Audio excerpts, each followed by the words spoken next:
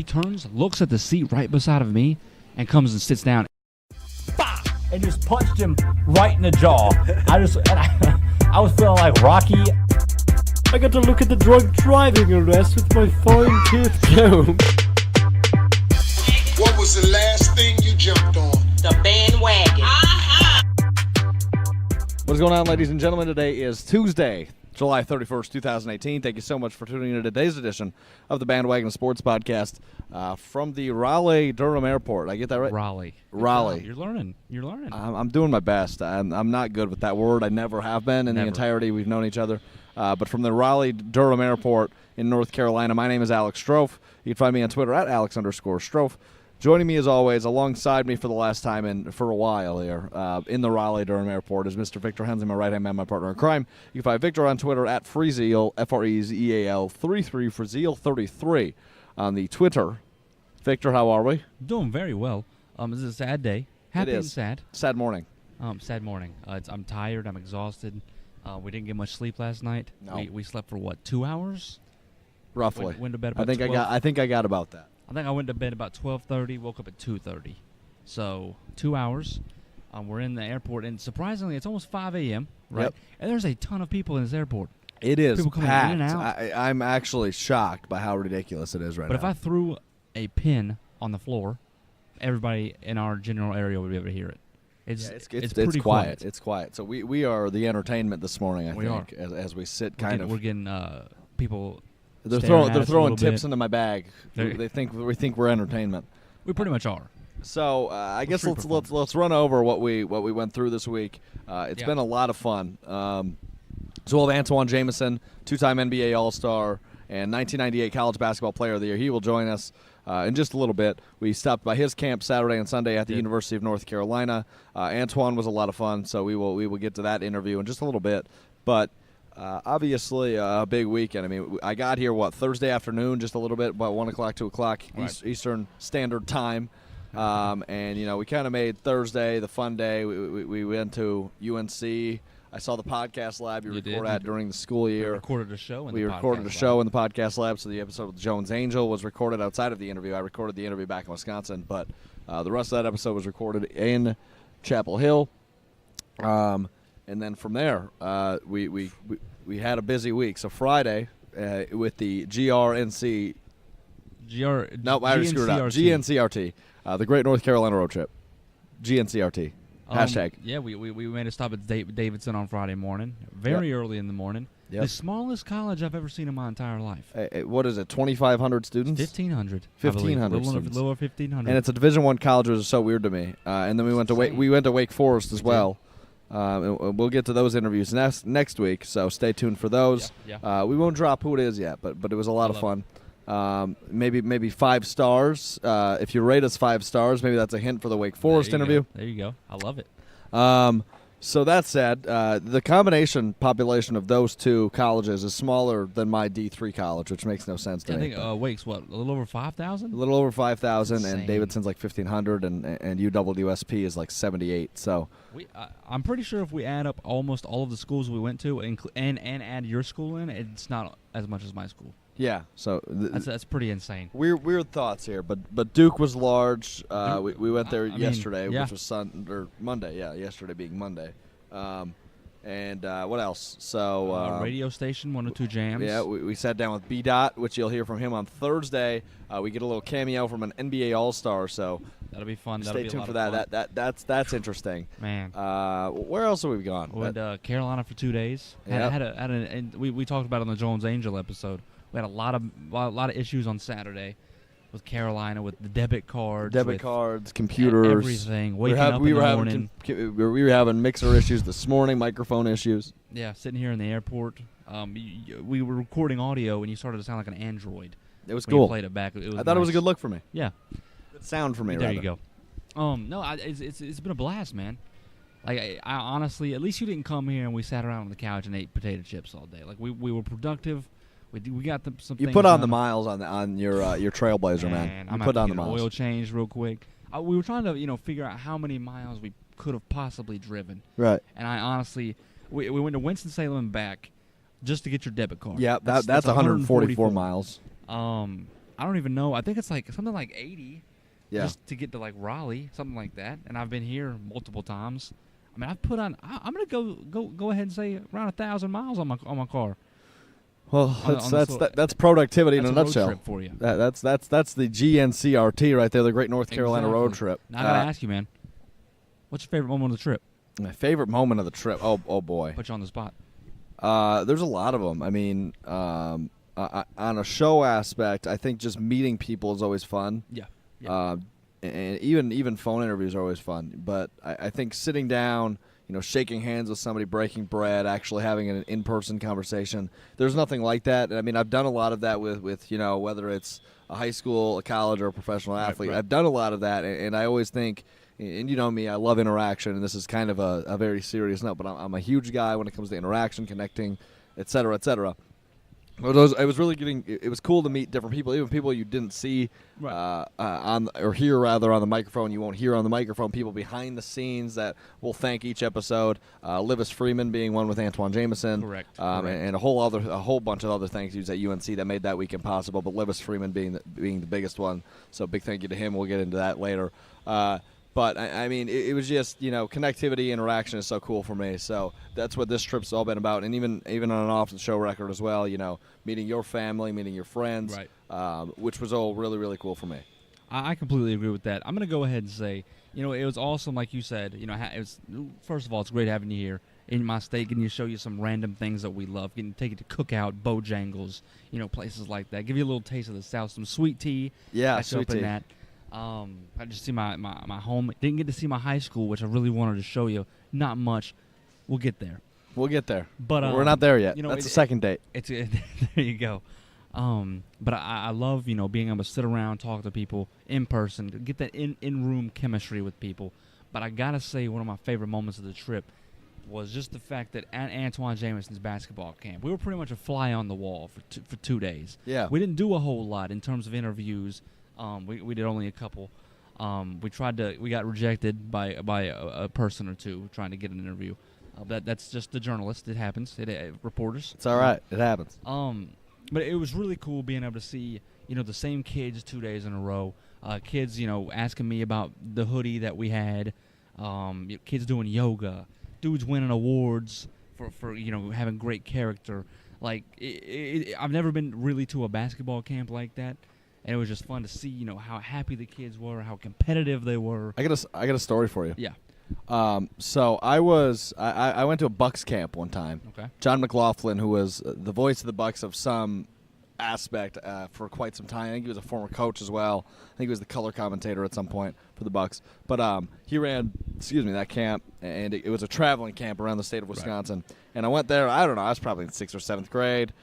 Trying to become a better basketball player, right? Okay. So I don't even know you would need to. You're dominant. I know I'm dominant. I beat you 1-on-1. Yeah. So they ran this contest where you get 45 seconds on the clock, and you have to beat the score in front of you. And the best score stands. So you get 45 seconds. A layup is 1 point. A free throw line to 3-pointer, any shot in that range is 2 points, and then obviously a 3-point is 3 points. Okay. And whoever can collectively score the most points, they win. So anyway, there was, 50, 60 kids at this camp. I ended up winning the whole contest. Okay. I don't remember how many points I had. I didn't have that many.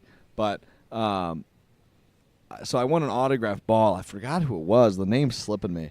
But I'll have to look into it. I'll figure it out. But I got the autographed ball. I got a picture with it. I thought it was really, really cool. Right. I was like, this is freaking awesome.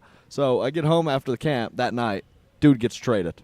Because I think it was the night of the draft, and he gets traded in some draft package. Oh my god! That must have been like a year or 2 years before Giannis. So I'll have to look into the Bucks time capsules and figure that out. But he got drafted or he got traded the night I got that ball. So I was very, very disappointed. I don't know where it is anymore. I think I still have it, but I'll have to figure that out when I get back. Luckily, the kids that won the autographed jerseys and stuff at Antoine's camp got Hansbrough, Antawn, people like that's autographed. So I think they're good on that. Yeah, front. and it's all UNC themed, which is a nice touch, obviously. Right. I just think first of all, we're talking to Antawn in this interview, so in this episode, so this is relevant. You could just tell how much he genuinely cares about the people there. Yeah. Like he is 100%. If you see him on TV, if you saw him, being a Lakers commentator, whatever, you could tell he's just a fun happy guy. He's cheerful. He's a happy person, and you could easily tell that the entire camp. Even though he yelled at a couple kids, he had to grab people up by their shirts, that was funny, by their belt loops and stuff. But I mean, overall, he obviously cares about them. You saw him laughing. You saw him making jokes. So it was overall just a really good time seeing him there. I've seen all the student athletes helping out with the camp, things like that. People like Kendall Marshall coming back, Tyler Hansbrough. Maybe not to help out. Tyler did. Kendall didn't. He came to watch and just hang out and sign some autographs. Right. But it was a really good time. So. Yeah, definitely, no doubt. So let's get to Antawn Jamison. Antawn Jamison, a great conversation, obviously. At his camp, we talk obviously all things his camp, his career. Obviously, a scout with the Lakers these days. So getting LeBron James on his squad was a big note with him. We talk about how the game has evolved since. I mean, he's played. He retired just a few years back, but coming up now, obviously a new game in some aspects. So he talks a little bit about that. So let's get to Antawn Jamison now on the bandwagon. We are joined now by 1998 NCAA National Player of the Year and two-time NBA All-Star, Mr. Antawn Jamison at his basketball camp. Antawn, I know you're a busy dude, so thank you for taking the time to join us. Hey, man, thanks for having me. Nice to catch up with you guys and get the background. So I think it's going to be a great interview, and we're going to have fun. Let's do it. So I guess let's start with where we are, what we're doing. Obviously, the annual Antawn Jamison basketball camp. It's named after you because you're important. But I mean, I wouldn't go that far. What's that? I said I wouldn't go that far. Now I'm not that important. But I mean, every year you're doing this, you're coming back. So talk to me about the importance of giving back, teaching some kids some crucial tools and things that you do in this 2-day camp, and obviously the connection with Carolina coming back here every year. Yeah, man, this is the 13th year. Wow. So we definitely have been blessed to been able to do this for so long. When we first got started, it was just wanted to give back. I know a lot of kids looked up to myself and just the whole profession as far as basketball, and I always wanted to give back to the community. And it started back in Charlotte, my hometown, and each year has grown. The last couple years we've been here in Chapel Hill. We did it in Charlotte for a couple years, and we was like, you know what? Let's kind of switch it up a little bit. I think it'd be cool for the kids to come in and to the Dean Smith Center and so forth. And once we came here, man, it's just been unbelievable. I love to see the same kids come back year after year. The parents always give us great feedback as far as how much they loved it, how much their kids enjoyed it. And for me, it's just my calling. This is what I was destined to do. I always just think about if I was a kid and I had the opportunity to have somebody who played in the NBA or who was affiliated with it, and it would have made a big difference. So for me, I keep it real. I'm honest with them. I let them know how difficult it is, whether it's middle school, high school level, college. You have to compete at a high level. You have to be disciplined. And the kids enjoy it. They keep coming back. And like I said, we have a lot of kids, and they get the opportunity to see some of the former current players here. Tyler Hansbrough was here earlier.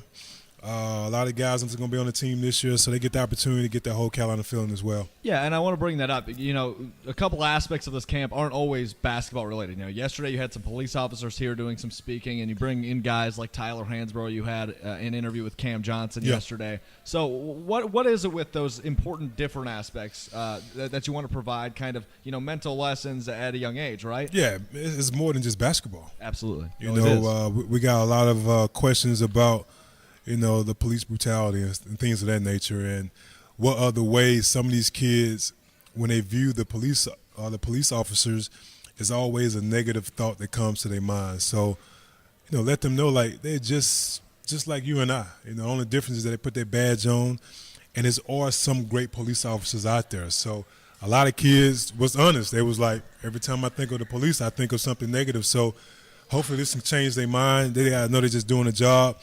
We had the kids doing yoga.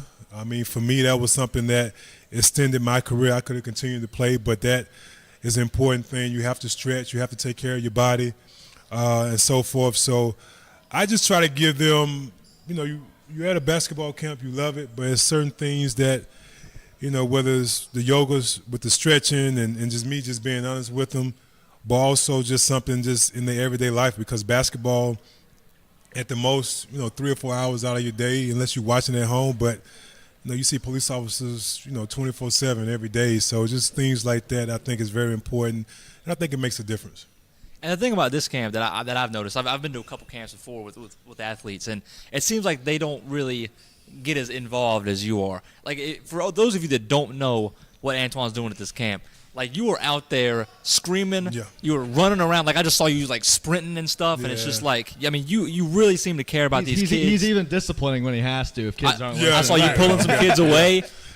I don't understand why you have a camp and you're not going to be involved. Right. And I've seen in the past, a lot of guys just have their name on the camp and they might show up for an hour and they're gone. But this is my camp. I'm involved. I'm here the time the kids get in until the time they leave, and that's how it's supposed to be. You're supposed to dedicate your time, your efforts into your craft and your name, and just when it makes sense to have somebody run my camp, and I just might come in and say a few words. I'm here. I'm trying to teach. I'm trying to learn. I'm trying to give them the understanding that, hey man, like we're doing this together. We out here having fun together. We're gonna learn together. So. Never was that type of person to just put my name to something and not give a full effort. That's the reason why I don't do AAU and stuff like that, because if I do it, I want to be able to be involved and be there the whole time. So with my camp, it's an Antawn Jamison camp. I'm going to be there. I'm going to dedicate my time and effort. Like I said, man, I was tired. 9 o'clock, my feet was hurting. My voice was gone, and I was in the bed ready to crash, and that's how it should be. You should be out there. You should be out there helping out these kids, and you should be a part of the camp as well. So you're still so heavily involved in basketball. We'll get into kind of your scouting career in a minute here, but you're still clearly in great shape. So I got to ask, the big three, that's the big up-and-coming league. Will we ever see you make a return to the court? I do have to pose it. Hey, man. You've got so much energy, Twan. Like, I got the energy. You're ready today. I got the energy to play golf. I got the energy to take care of my kids. That time is gone and past. That's too bad. I work out 3 or 4 times a week. I can run 4 or 5 miles, but as far as that basketball shape, I'm done, man. I don't think people want to see me out there trying to go through a screen or all this. I mean, it was fun, and the reason why I'm able to just not pick up a basketball and I'm done is because I gave it everything I could. I didn't take any days off my 16-year, career in the NBA and college, so I got everything I could out of basketball. I'm not one of those guys like, man, I wish I would have done this, or I wish I would have gave more effort, year 9 through 12 or whatever. But the whole time I was there from my rookie year up until I retired, man, I gave everything I could to the game of basketball, and it's time for me to do other things, man. I'm trying to get the handicap down on the golf course. So. And Alex mentioned, you're now a scout for the Los Angeles Lakers. So obviously I've got to ask, Lakers just signed LeBron James. Yeah. I'm sure you were heavily, involved in the facility with that, all the talks about signing LeBron and everything. So you were actually teammates with LeBron in Cleveland for a little bit. So how is it going to be, first of all, having LeBron in L.A., and then how have you spoken to him? How is that going to be? I haven't spoken to him. It does make my job a little bit more easier. You think? Yeah. Because, scouting this was my first year doing it. And it was an eye-opening experience. Just the amount of time and travel that comes into it, but it's rewarding as well. To be in that draft room and you got Magic and, the owners there trying to, bounce ideas who we should take and this and that. And now we had a young core group of guys who over the last couple of seasons have developed into household names. And now you sound like the biggest talent to ever play this game in this generation, and now he's part of your organizations, and now all of a sudden you have all these veterans who are chasing that ring, who's trying to get the opportunity to get a ring and things of that nature. So we went from an organization who had some great young talent that was maybe a couple years away from, really contending. Now right there. Golden State is about to hit the downfall. Some of these guys might leave, and they're getting older, and but now you go from a situation where you're thinking years down the road to like, it's a possibility in the next couple of years we have the greatest chance to win a championship. And if LeBron can stay healthy, I mean, the things he did last year, man, I seen Mike and all those guys play, but he pushed you in that realm as far as, like, he's the greatest to ever play the game of basketball. And if he can stay healthy, man. Just answered my next question. Yeah, I mean, I can't see him not being able to, contend and add another banner to the legacy of banners that have been added to the Lakers organization. And I mean, my next question was, you've played in an interesting era because you got to see the end of Mike. You got to see pretty much the prime of Kobe and the beginning of the prime of LeBron. You just said LeBron's the greatest to ever play, but I mean, the competition you played when you were in the league was so good. The game is different. Guys. And I mean, the Celtics were so good, but the game is different. Go on. Man, what do you mean by that? If Michael Jordan was able to play the way they play the game today, I mean, it'd be unbelievable. Right. But if LeBron played in the era that Mike played, LeBron to me would still be able to be successful. Right. Because you didn't as successful. I think as successful. Yeah. Okay. You didn't have guys that were that size. Just his thought process. He's just not a scorer. I mean, to me, you can't compare the two because to me, Mike is the ultimate scorer, the ultimate winner of all time. From the time, I mean, I seen highlights of Jerry West, and of course, as I got older, I seen the end of Kareem's career. But to me, he's the best champion, the best scorer to ever play the game. But LeBron, to me, is just all-around player. I think he has to go up there. Right. He's able. I mean, he can score the ball at will. He can get guys involved. I mean, just his basketball IQ is unbelievable. So it's fun.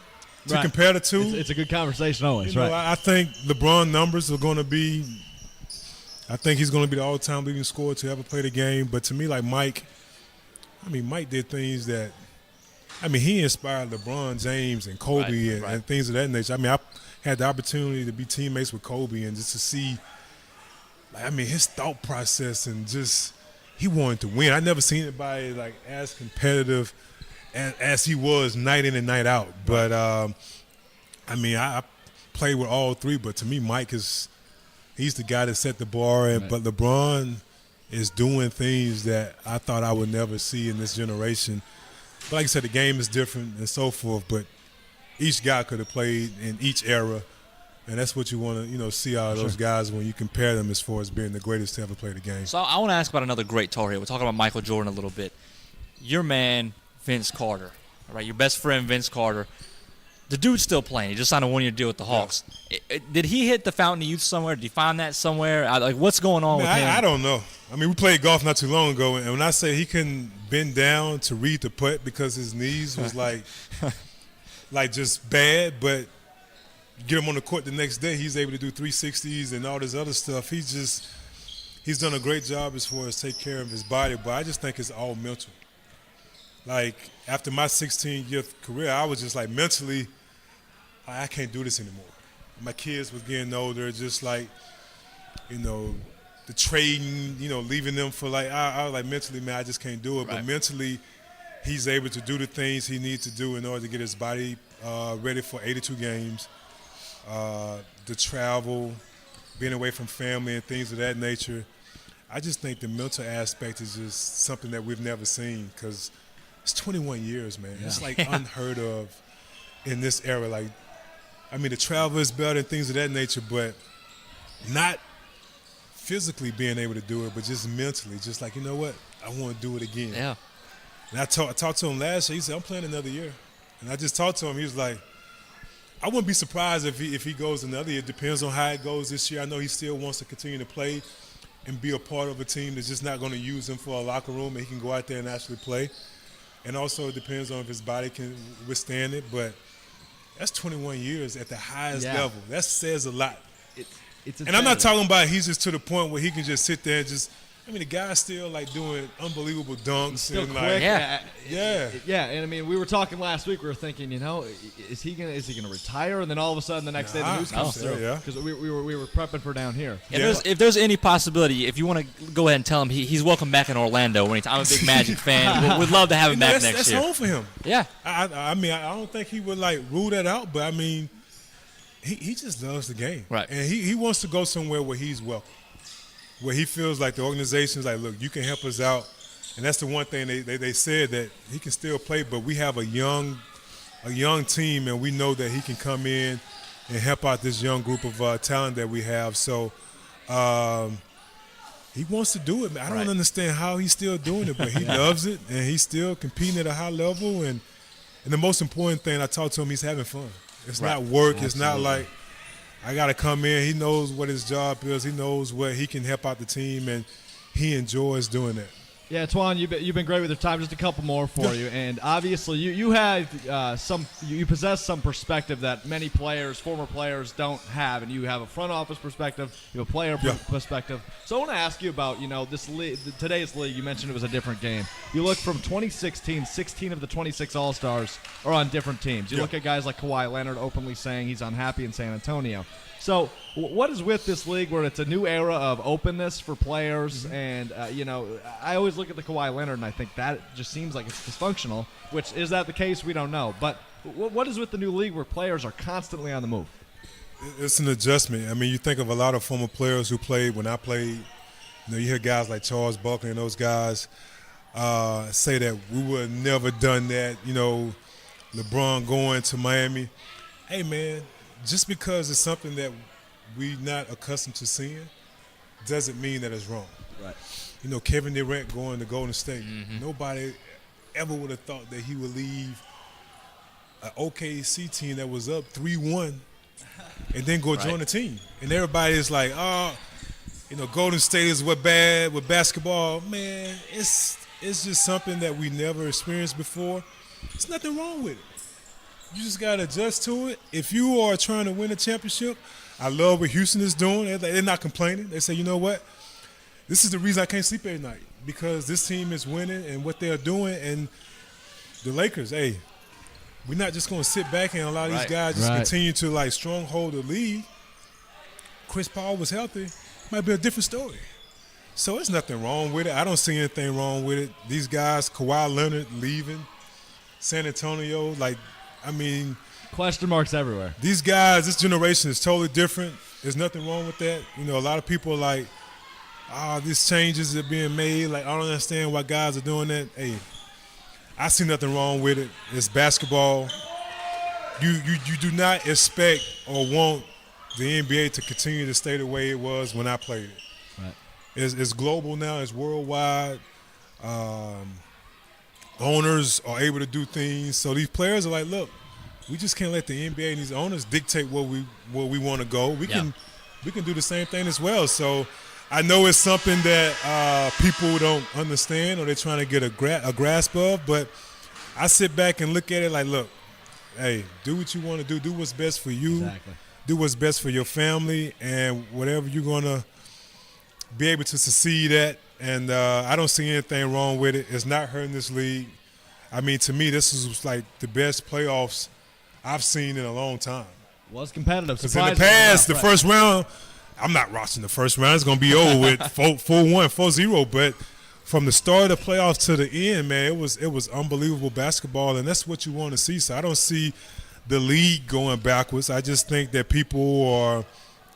they got to put in the work and find a way to get it done and beat the team that is, that's just doing unbelievable things. Because, back in the 80s, you had, Boston and Lakers in the finals for 7 out of 8 years or whatever. Right. So it's just – True that. Yeah, that's how it is. Yeah. And, we talked about how you're in peak physical shape, in my opinion. You look great out there and everything. I want to test your mental state at this point, your memory a little bit. I'm good, man. So I want to know, what was your career high? My career high, 51 points. When'd you get it? Back-to-back. He's right. Who'd you play? The first back-to-back was against Seattle, and the second back-to-back was against the Lakers, and Kobe had 51 that game as well. Wow. Overtime win. I'm impressed. Well, how was that playing against Kobe? Both of y'all dropping 51. It's unbelievable, man. To me, it kind of gave me that stamp as far as you belong in this league. Right. Because to start my career, we had to lock out. I struggled my first year or so. Then I started playing well. My second year, I got injured. And that was the first time I had to deal with that. And then that third year, I was kind of getting into the flow of things. And then I started, he scored 51 points. That says a lot. Right. And to do it back-to-back against the Lakers, who was the defending champions, and they came into town, and they had Shaquille and Kobe and those guys, and Phil Jackson was coaching the team. So to me, it just gave me that stamp that, you know what, you're going to be in this league for a while, and you definitely put in the work, and it's paying off. Right. Well, Antawn, we went way over our limited time with you, but you've been great, man. I appreciate it. Great guy, great interview. I mean, the best person. So keep doing this thing. I hope you don't have any plans of slowing this down. I appreciate it, man. Thanks. It's nice to meet you guys, man. It was a pleasure. Yeah. Hey, yes, if you ever want us to suit up out there, just hey, let us know. come on out there. I yell at you guys soon. All right, let's party. We are back. Thanks again to Antawn Jamison for joining us today on the Bandwagon. Antawn, obviously, I said it at the end, a great person, a great interview, and a man that sticks to his roots, helping out UNC for the last, 14 years or something like that with his camp. So, hell yeah, Antawn Jamison. Thanks again for joining us. He's the man. But, Victor, you're fired up about something. I'm fired up. We're sitting in the airport. First of all, can I talk about the guy that sat next to me? Yeah. Can I mention that? Yes. So there's a good chance he might have been a pilot or something like that. I have no idea. Yeah. He was dressed up in a suit type thing. He comes through we're sitting right beside one of the entrances. He comes, as soon as he walks through the doors, it's like the automatic doors that slide open. He turns, looks at the seat right beside of me, and comes and sits down, points and says, "Excuse me" or something. I don't know what he says. He more of like gave you a point and threw you. He didn't ask me if anybody was sitting beside of me, even though I've got a bag right here. Nothing. He's like, "Excuse me," and points at the chair and sits right next to me. So it was at the very end of the part we recorded right before the Antawn interview. Yep. So if there's anything weird going on at the end of that, it's because Steven or something like that. I like Steven. I think that's a good fit. I think his name could be Waylon for some reason. Waylon? Waylon. I like it. I like it. Okay. I like that's so a good fit. I'm fired up because of that. But then I also was just kind of like scrolling through my phone, and I saw a headline. All right? And the headline was, Antonio Brown lobbies for Dez Bryant to sign with the Steelers. All right? Yep. We know Dez Bryant's also been in talks with the Browns a little bit. We don't know where he's going to sign. The AFC North. Apparently, I don't know. But not Baltimore, though. Not Baltimore, though. Even though we offered him a 3-year contract, he didn't want to come. Yeah. So all these people are all of a sudden, interested in Dez, right? Yep. And then we saw Dez on Twitter going off about Jerry Jones, about Sean Lee. What do you call him? Sean Snakely? Sean Snakely, yeah. Or something like that. Snakely, maybe. Yeah, I don't know. Yeah, something it was like that. Snakely, I think. So I'm going to pose a question to you, Alex, because I'm I know listening. my answer. If you're, an NFL fan, which you are, do you want your team to sign Dez Bryant? No, I don't. I think he's still got a lot to offer, but here's my 2 cents. I don't want the Packers to sign him. I don't think he's a good fit with Green Bay. But I do think he's a good fit with a team like Cleveland, although he is a problem in the locker room. But that's a team that's trying to make that next step. Obviously, what are they, 1-31 in the last 2 seasons? Yes, sir. What is it, like 0-26 in their last however many games?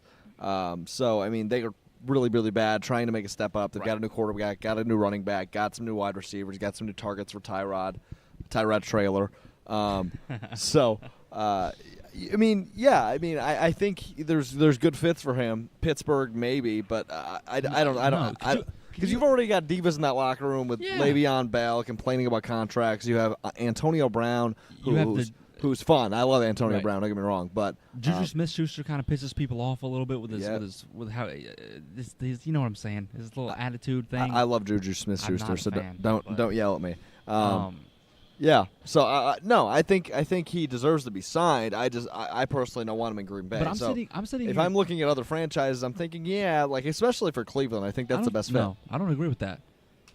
Because here's the thing: is he's not, in my opinion anyway. If Dez is ever going to listen to this, he's going to go off on me because he just apparently goes up on everybody nowadays. Oh, if he's listening, then tell him it wasn't a catch in Green Bay. But I'm just going to go ahead and say, he's not good for a young quarterback. He's good on the football field. His attitude, he's going to always want the ball. It's not going to be good for a dude trying to get there and learn. I think that's a good point. So he's got to be with a veteran, but he's got to be with a veteran who doesn't really have an ego. I don't look at the quarterback necessarily. I look at a team's identity, and Cleveland's trying to build a new one, and you don't want a guy like Dez Bryant in your locker room because he destructs locker rooms. He destructs chemistry. Because he's got allegedly. I don't know if this is still the case. Maybe he's different. When you're calling out Sean Lee and Jerry Jones and stuff like that on Twitter, it's probably accurate. Yes. But I look at guys like Jarvis Landry. They signed Tyrod and Jarvis Landry, who are two very team friendly guys. Yep. They're two guys who obviously care about the team. Jarvis especially, you could tell how excited he is to be in Cleveland, which is great to see because not many people are. But I was just trying to rack my brain really quickly on who in the world would be the best team for Dez Bryant to sign with.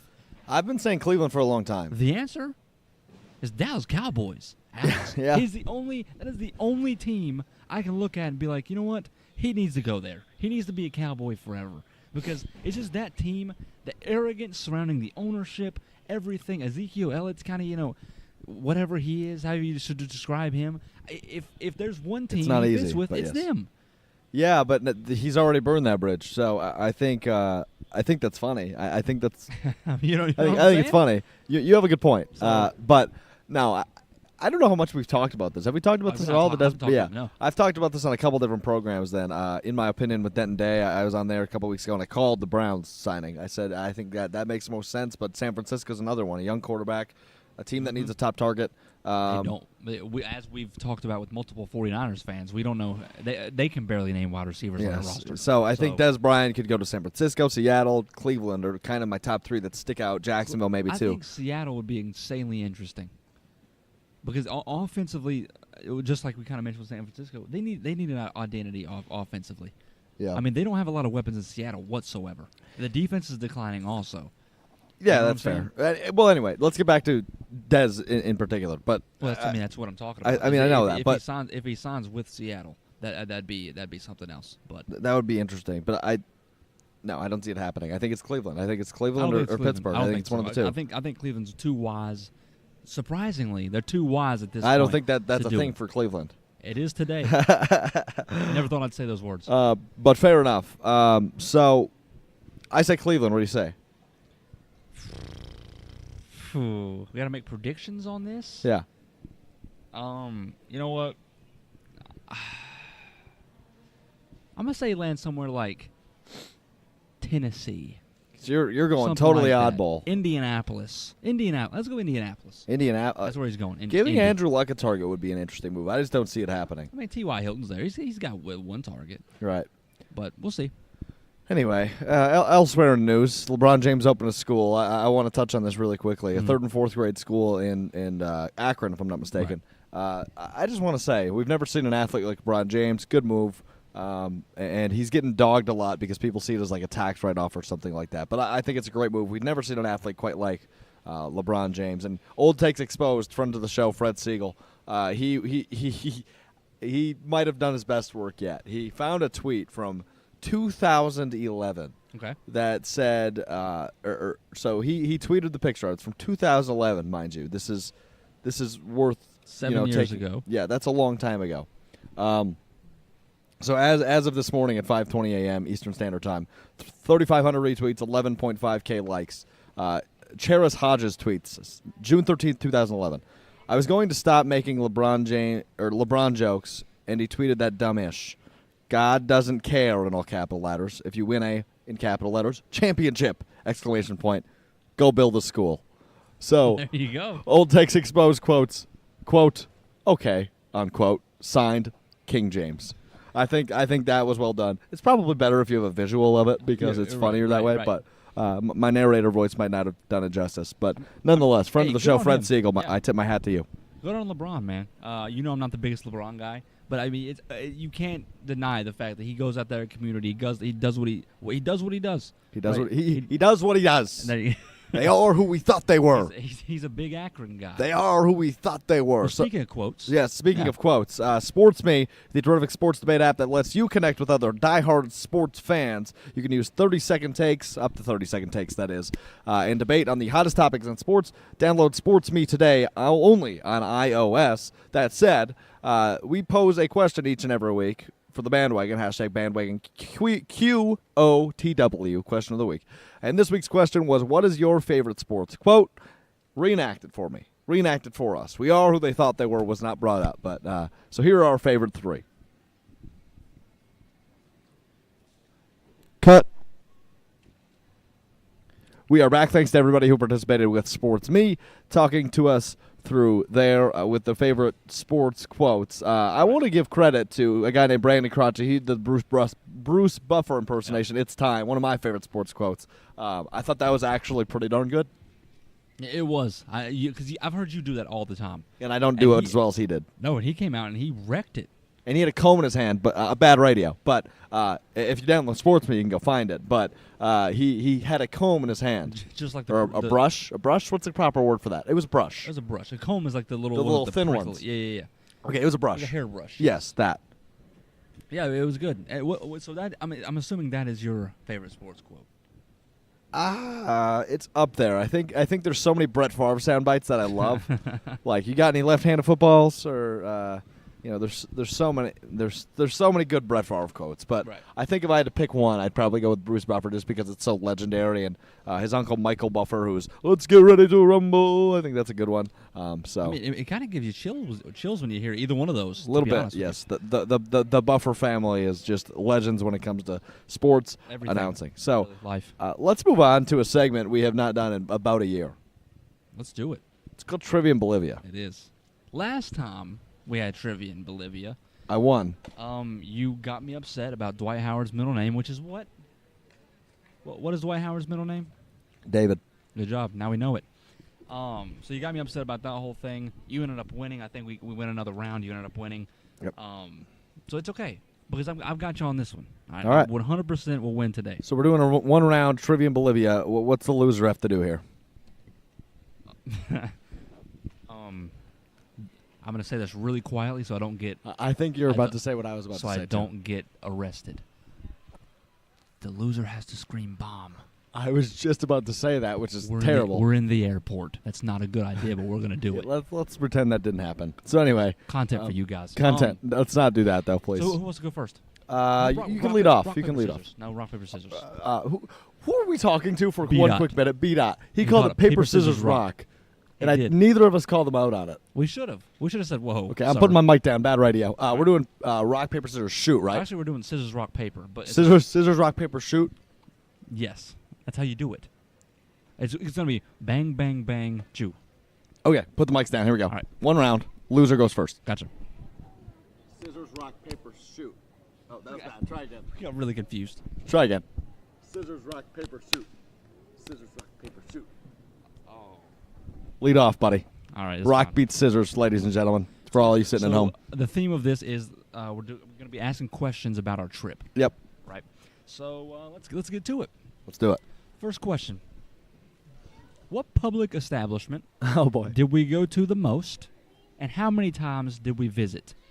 One single public establishment. So this is an interesting question because I don't know if you're referring to a restaurant or like public establishment. Does the Dean Smith Dome count? My home is not one on the. But how about like the Smith Dome?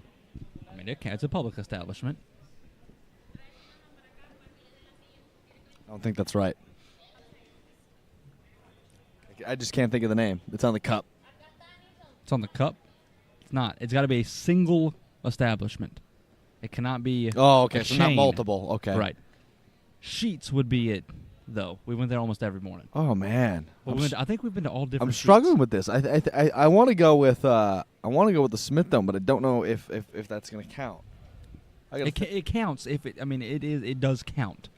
And it's public. All right, then give me the Smith Dome. I think that's what it was. That's incorrect. What would be the correct answer? The Walmart in Durham.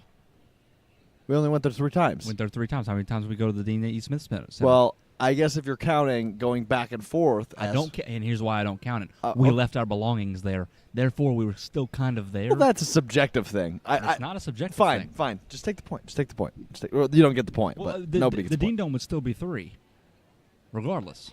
So I'd still be right. You know what? I'll give it to you. I thought you were going to get... That was my easiest question, so I thought you were going to get that, but that's okay.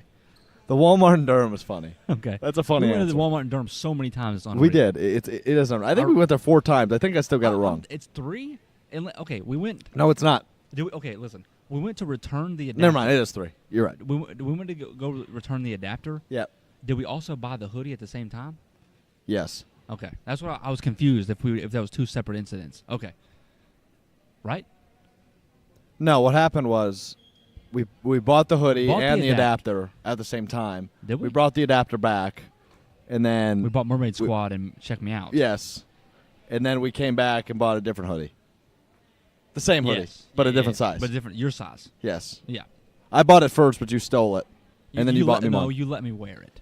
Okay, fair enough. Okay, anyway, so first A question little for kid me. asked me where I got it. What? A little kid asked me where I got That's it. true. And he was shocked to hear it was $7 at Walmart. Yes, There you go. solid purchase. All right, my first question. Friday was when I was introduced to sweet tea. Uh-huh. We were at a family friend graduation party. Okay. How many cups of sweet tea did I have 3. at that? All right, easy 3 money. cups of sweet tea. So did I get the point or not?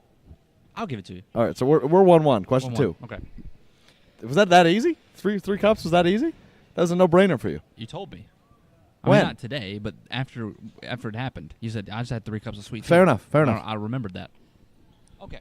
So one of our guests, which you're going to have to mention the guest, because we wanted to keep it a secret, but I guess not because it's a question. One of our guests talked about how he and his buddies used to go up to your Wisconsin and party. Go to Milwaukee and party a little bit. Who was the guest that talked about it? Off the record, off air.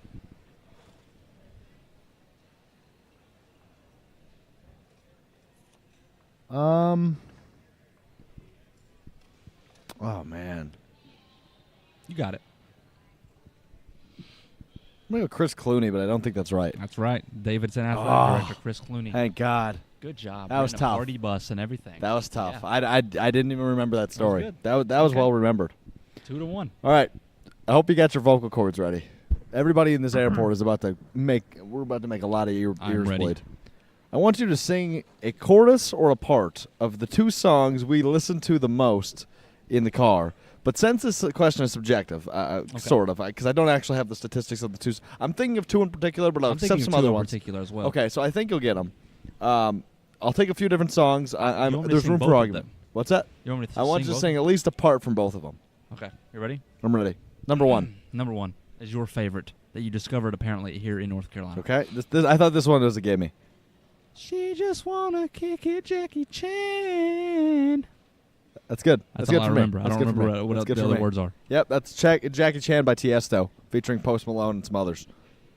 And the other one is Come right that booty. Credit card on the booty. Yeah, you got it. Yep. There you go. Booty by It's, whoever that was. What was that person's name? I'm trying to figure that out right now. I don't remember. Young was in the name. Was it Young something. Young Black Youngster. Black Youngster. But black spelled BLAC. Black Youngster. Okay, gotcha. I love Called it. Booty, by the way. Booty for Booty. all you at home. Copyright to that booty. Shake the booty for a ride. Shake the booty. What else is in there? Copyright that booty is a good one. Can I touch that booty? Mike Tyson on the booty. Yeah. Yep. All right. that's Hey, Victor's mom. 2-2. Oh. Question 3. I actually don't have the other 2 written down. This is all Off the top of the noggin. all my Well, we're only doing 3. It We just are, depends but if we we've also get got tied. bonus questions, and we're probably going to be tied most likely. Yep. So I got a question for you. I don't know. I actually don't know if you're going to get this one. You ready? How many times over the past 5 days did we break the law?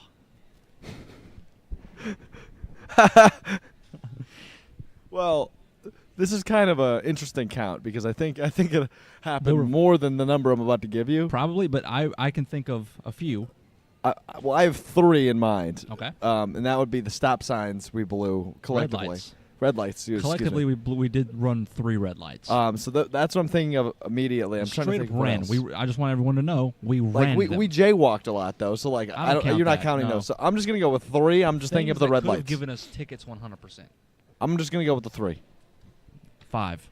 What were the other 2? The other 2 was at Duke University. We parked in an illegal parking spot that you needed a permit for. Oh yeah. And we had to hustle back after we took a picture with a statue. Yep. was a And camel. The other, regardless, that's 1, so you still got it wrong. But I'm also going to count Yes. this one at UNC. There was about an hour where we were illegally parked at a parking deck without paying. Well, yeah. So we did pay. We just didn't pay for the entire time. That's a good point. The 3 red lights was my personal favorite. I ran 2, and you ran 1. Yes. So, So I don't get the point for that one. you don't. Okay, so I don't think you're going to get this one, so I think we will have a tiebreaker. But if you get this one, I will be extremely impressed. Okay. We're going for the walk-off here. Answer's 3. It's not a number question. Okay, sorry. So yesterday, Monday, our final interview of the trip was Duke play-by-play broadcaster for the Blue Devil Network, God. David Shoemate. He does play-by-play for football and basketball. We'll hear from him within the next week or two, depending when we squeeze him in. That interview, good interview, talking all things Duke. But off the record, we were in an elevator with David twice. Okay. The second time we were in the elevator with him, he mentioned his alma mater. He graduated in 2006. What's his alma mater? Really? The only reason I remember this, you can't do a North Carolina guy. I heard a North Carolina school. I'm going to give you the North Carolina school. He graduated from Appalachian State. 2006? I just told you that. But yes, 2006. Oh, that's why I got it then. You know, I want to know who else graduated in 2006. B-Dot also graduates in 2006. I don't think What's that's the right. San I thought he said 14 years. I thought it was 04. I actually don't remember. Sorry, I B-Dot. think it was 04. B-Dot. So there you go. Congratulations. But I have a bonus question for you. We've both got bonus questions. So why don't you just make this a four question thing since you got the Yeah, sure. it You're what? going to get mine All right, go easily. ahead. So, hopefully. So we were at the Walmart in Durham in question. And Again. we, not in question, but we talked about it on the first question. And we had a little malfunction with the self-checkout machine. Oh, yeah. We tried to use cash and a card, and then If the you're going to entire ask me a thing- name of somebody, I'm not going to remember the it. entire thing froze, and we were screwed over. But we had a man come help us. He didn't know what he was doing, so he had to get some manager, supervisor lady. Nice lady. She came over. She's talking, and she just talks to the guy that was helping us, and she's like, "Yeah, I get off at what time?" 9:51. 9:51 is correct. 9:51, and I broke in, and I go, "This is a good story." So she's talking to somebody, and I wait about 20 seconds. I let that sit in my brain, and if you know me by any means, if you know me at all, you know that I cannot stand there and not say something about it being 9:51 that she gets off. So I'm serious. It's probably about 15, 20 seconds of just dead silence. Yeah. And we're waiting for this register to unfreeze or whatever, the self-checkout, and I go, "That's eavesdrop." But did you say 9:51 is when you get off? And she goes, "Yeah, I got a 9-minute grace period." I go, "What the hell? Why 9 minutes?" She goes, "I don't know how to make the rules." She said I can show up 9 minutes early, or get off 9 minutes late, or whatever she said, or show up 9 minutes late and get off 9 minutes early, Yeah. which makes absolutely zero sense to me. Yeah, I don't get Does it she either. always get the grace period? Is my question, or is it like if you don't take your break, do you get a grace period? Yeah, I'm not sure. That's a good I question. didn't dive into it. Then you proceeded to give her what you call nucks. I thought I gave her a high five. You didn't. You gave her nucks. I like it. I like it a lot. She had some really nice fingernails. I think They were long odd. and that purple. Was insanely odd for you. Well, to they were say. fake. That was. They I don't were care. fake. I honestly don't care. It was, she had some nice fingernails. Mhm. She did. They were long and fake, and I don't. Maybe that's why I didn't give her a high five because I didn't want to break her fake nails. That's true. Have you ever wondered? Have you ever seen people with really long fake nails and wonder why in the world? Yes, you haven't? dude. Really, PG-13 here. Please turn off if you're not that age. Have you ever wondered what it's like to wipe your ass with those fake nails? Seriously, Not even how do people do once. that? No, You've never thought about that once. not even. That's actually. Think now about I'm gonna that. Think about it. Think about that. I would just be worried all the time because they pay for these, right? Right. And some of them are really elaborate. Like it's got to cost like upwards of $75 to get these nails done. Just And these pieces of just plastic like- that are colored pretty colors. you're just gonna open a door and it's gonna break off. Like, Yeah. they're super long. Yeah. I don't understand. It's still pitch dark out. It's 5:30. Doesn't the sun come up at this point? Do you not have have sunrise in Wisconsin? Well, we do it like at 5:30, I think. You just about said 6. So how Yeah. about you answer the question for yourself? It's not 6 yet, is it, Alex? Yeah, you're right. You win. Thank you. All right, let's move on to our No. finals. What's Yeah, it is it. Let's not move on. Well, it's a true or false question, right? it's a true or false question, and it's subjective, but I want you to answer it how I would like it answered. Okay. Bojangles is trash. True or false?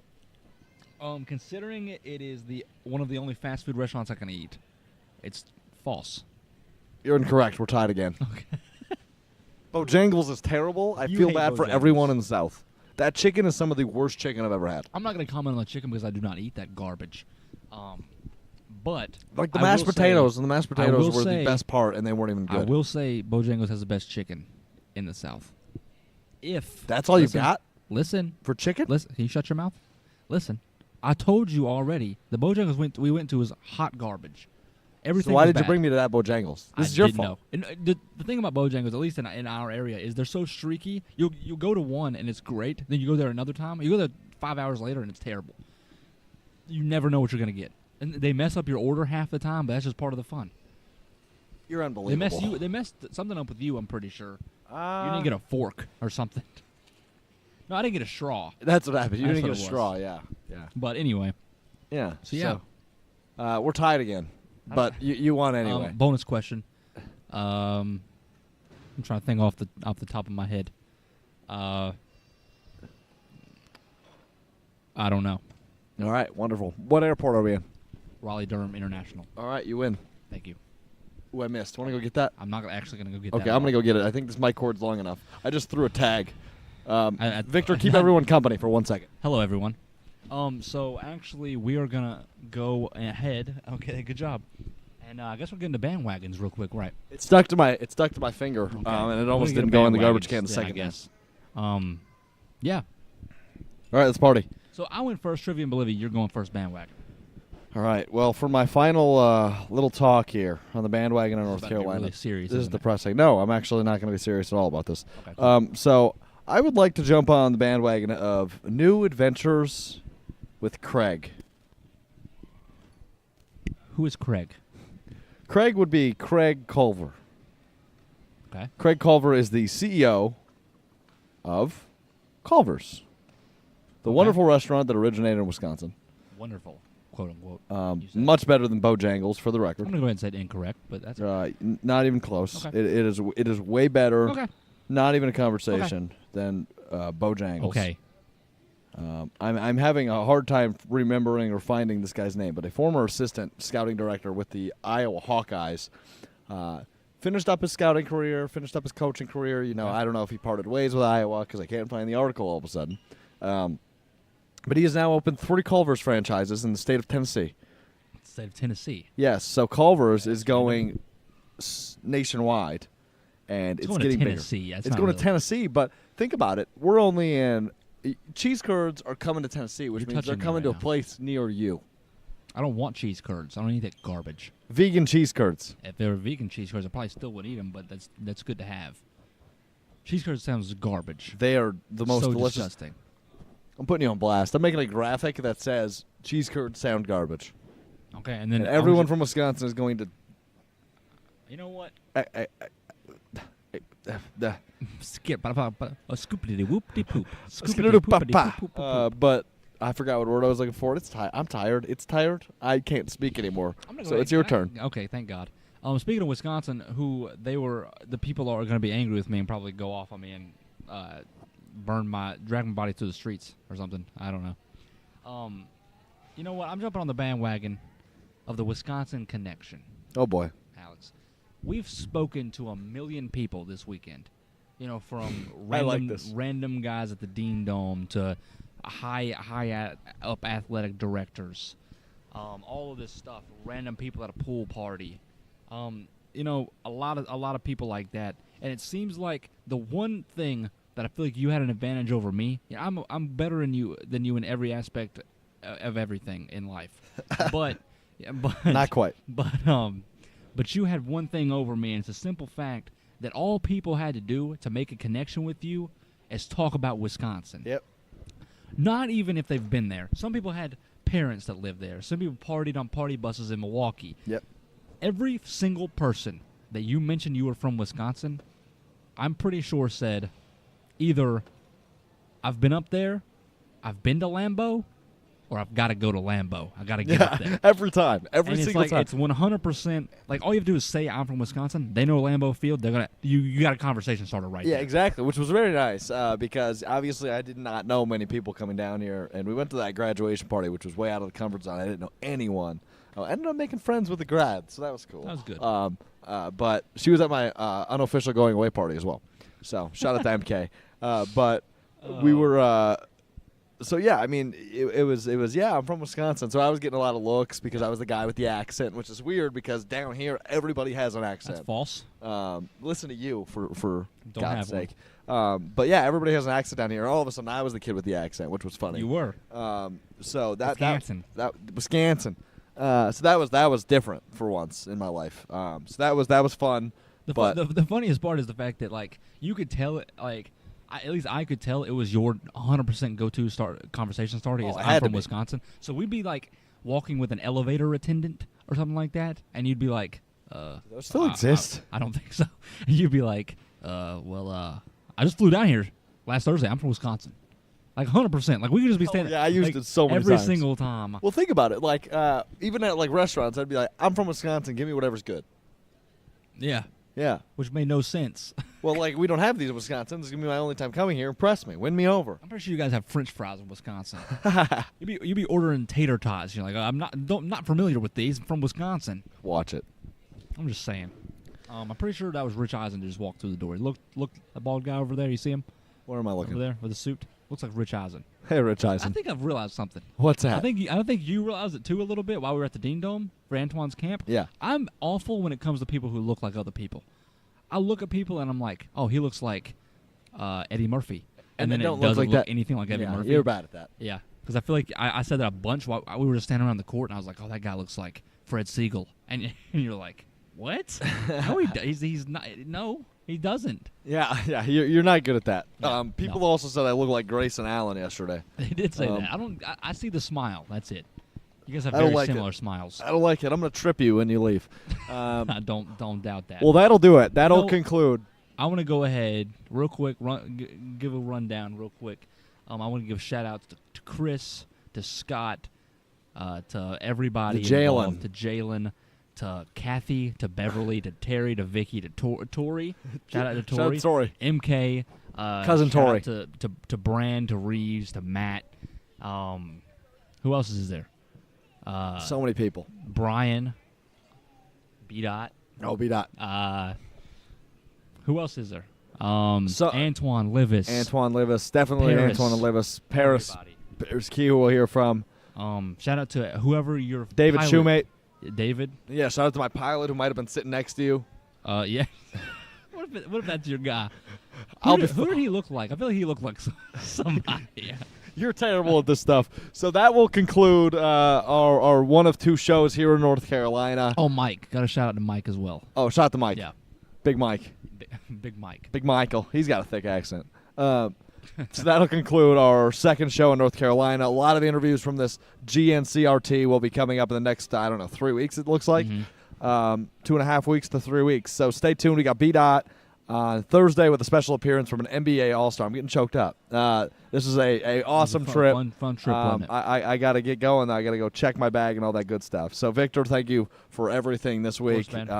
It was doing business with you. Left-handed handshake. Yep, there you go. It's been a pleasure. Southern hospitality, ladies and gentlemen, is a very real thing. Yeah, 100%, right? 100%. And maybe I'll make it up to Wisconsin one day and do whatever you do there. It's not North Carolina. There's but 3 we restaurants we and can 1 do that. retail store in the entire state, so I don't know what I'm going to do there. We got Kohl's, we've got Culver's, and that's about it. You've got a lot of beer. That's all I got. All right. For Antoine, thanks again to Antoine and Livis Freeman. For Victor at FreeZeal33 on Twitter, use hashtag BandwagonPod to connect to the show. I'm Alex Strofe. You can find me on Twitter at Alex_Strofe. I'm going to go get on an airplane to Milwaukee. You know what? Me too. No, you're not. I'm going to go get on an airplane to somewhere. Promise. Bet. Thanks for tuning in. We'll have B-Dot on Thursday. Until next time. Real facts only. Real Facts Only brought to you by Victor Hensley. 1-800-BUY-TRAIN.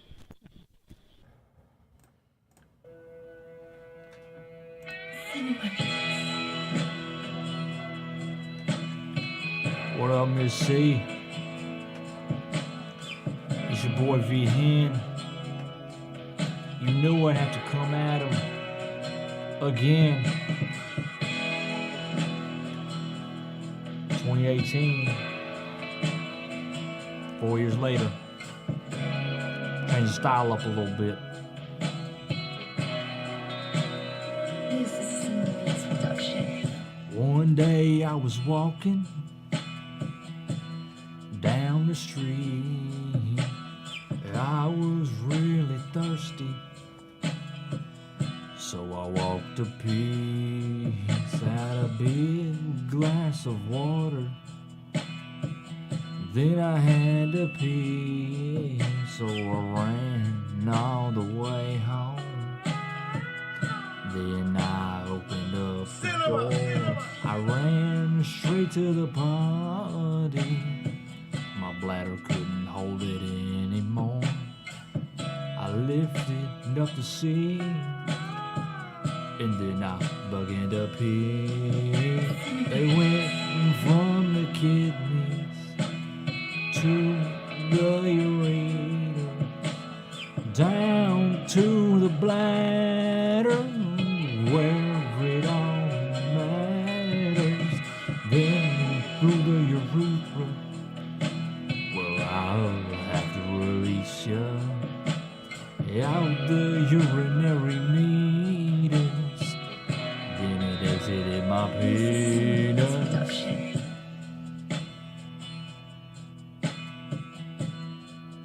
Then it exited my penis.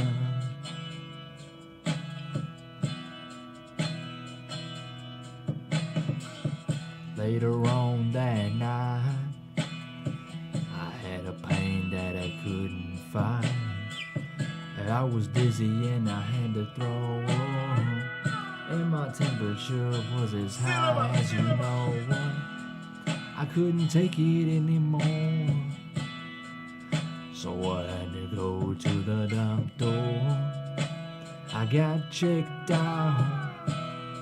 Yeah, boy, was about to pass out. Then the doctor came in to give me my diagnosis. Last night I was up until 10, worrying about this prognosis. He said, well, Houston, we have a problem. I said, whatever it is, Doc, we're gonna solve it. Tomorrow's production available in today's morning. I'm about to put down this microphone.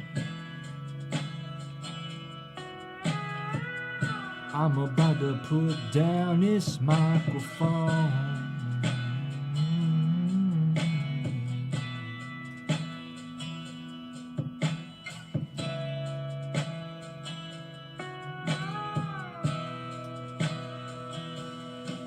It was a kidney stone.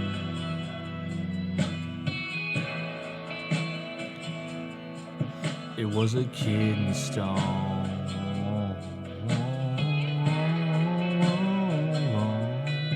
It was a kidney stone.